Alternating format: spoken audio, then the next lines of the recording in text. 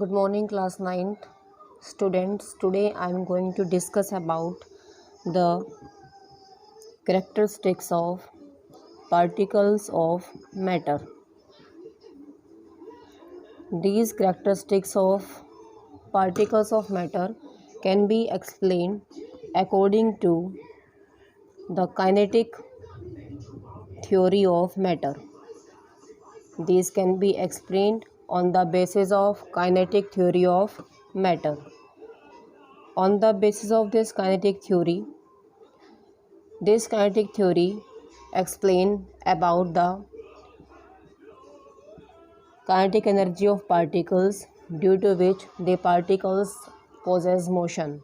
Particles move from one place to another place. So, on the basis of this kinetic theory of matter, the particles of matter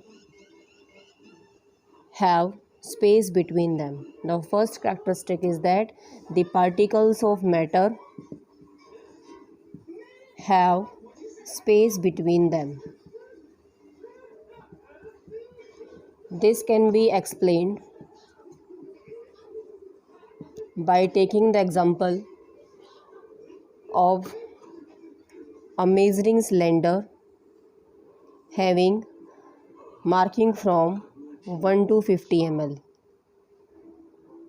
Suppose this is 10 ml, this is 20, 30, 40 and this is 50 ml. We have taken a measuring cylinder or a graduated cylinder which is filled with approximately 50 ml of water.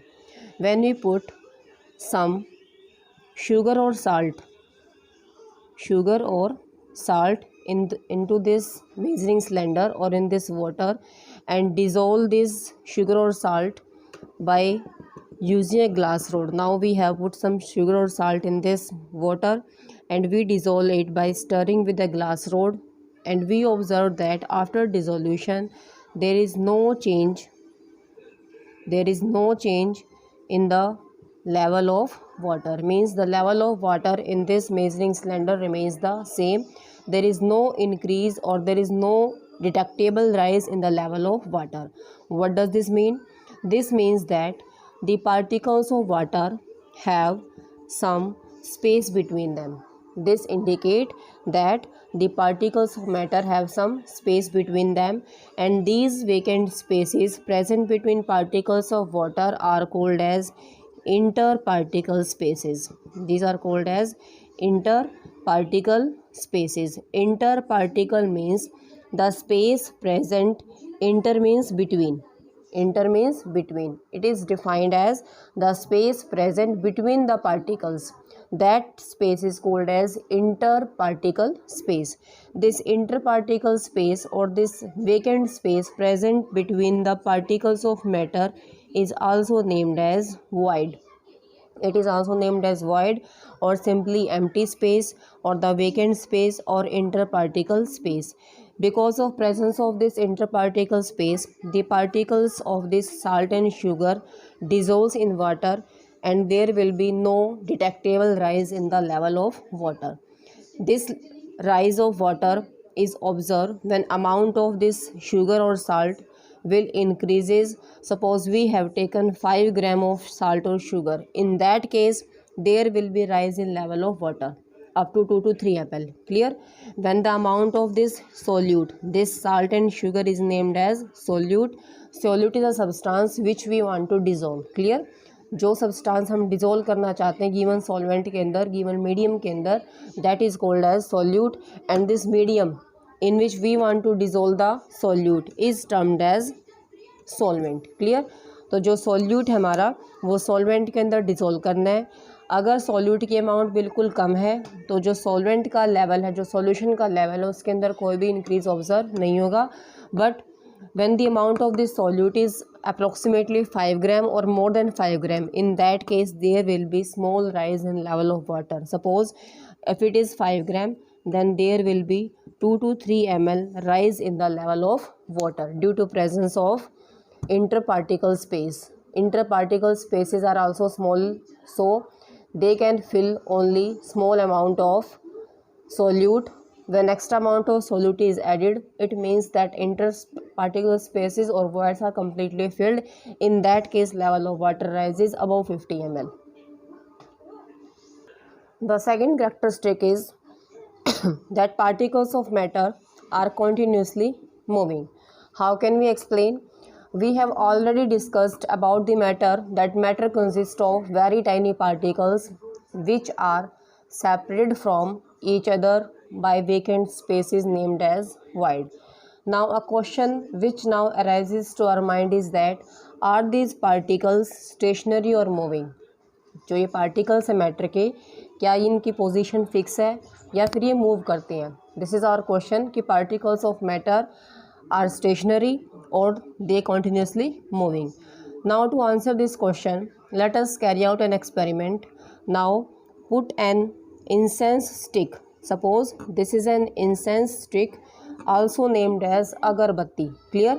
This is an incense stick. Suppose we have taken it in the corner of a room, and secondly, when we want to smell the particles of this incense stick, we have to go close. We have to go close to this incense stick or agarbatti. This agarbatti is named as the incense stick. Clear? Now in the first case, this incense stick is not lit by us, so it is unlit. In that case, when we want to smell this agarbatti, we have to go close to it. Clear?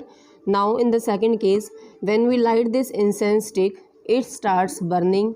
As a result, the particles of this incense stick now are lighted by us.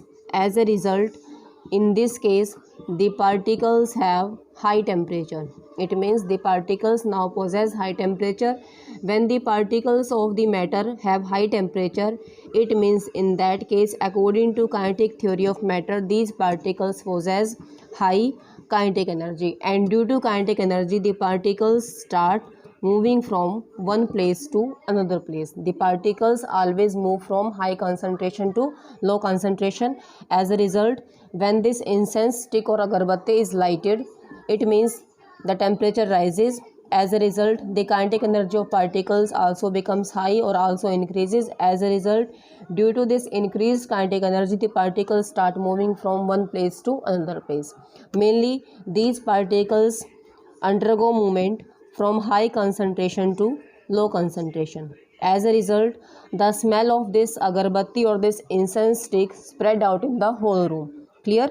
The smell of this incense stick now spread in the whole room, and slowly the particles start moving in the nearby area, indicating that particles of matter are continuously moving. They are not stationary, whether the energy is less or whether the energy is high. Energy less कब होगी?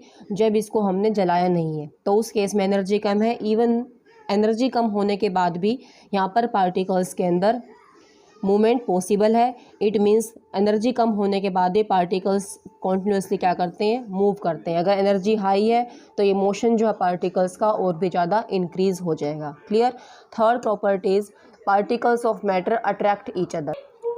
To explain this property, we consider different things such as a piece of iron, a piece of chalk and a rubber band. Clear? We have taken three different things, and all these things possess the same physical state.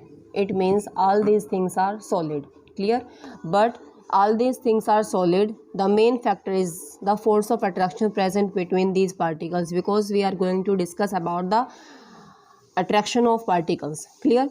In this case, we will discuss about the force of attraction. So in the different state of matter, particles possess different force of attraction. The solid possess maximum force of attraction. The solid state of matter possess maximum force of attraction. Now we want to break these different things by applying different kind of forces. Suppose we have to break this iron piece, so it can be break by using hammer. By hammering, we try to break this piece of iron, but we know that this is the solid state of matter, and in this case particles are very closely packed. It means these particles possess highest force of attraction, therefore it is not possible for us to break this iron. Clear? Second case is chalk. We want to break this chalk. It can be easily break by cutting. If we want to cut this chalk, then by cutting we can easily break down this chalk into small pieces. Why it is able? Because in this case the force of attraction are not so strong as in case of iron. The forces are of medium type, so in this case medium force of attraction are present, so it is possible to break it. In case of rubber band, we know that in this case different kind of forces are present. In rubber band we know that elastic forces are present. In rubber band elastic forces are present, therefore we can break this rubber band only by stretching. Clear? We can break this rubber band only by stretching. Clear? When we apply force on this rubber band, when we stretch the rubber band to maximum extent, at a moment or a stage will appear when this rubber band completely break down. But when the forces are not so strong, that is the stretching of this rubber band is not to larger extent, in that case the rubber band acquires original shape when we leave the forces. So in this case we can explain easily that particles of matter of any state, solid, liquid or gas, they possess force of attraction between them, and these forces are strongest here in case of iron, then chalk, and these forces are weakest in the rubber bond, because in this case the forces are of elastic nature. In this case the forces are not so strong, but in case of iron the particles are closely packed, therefore they possess maximum strongest forces. Clear? In the next lecture we will discuss about the states of matter on the basis of different properties.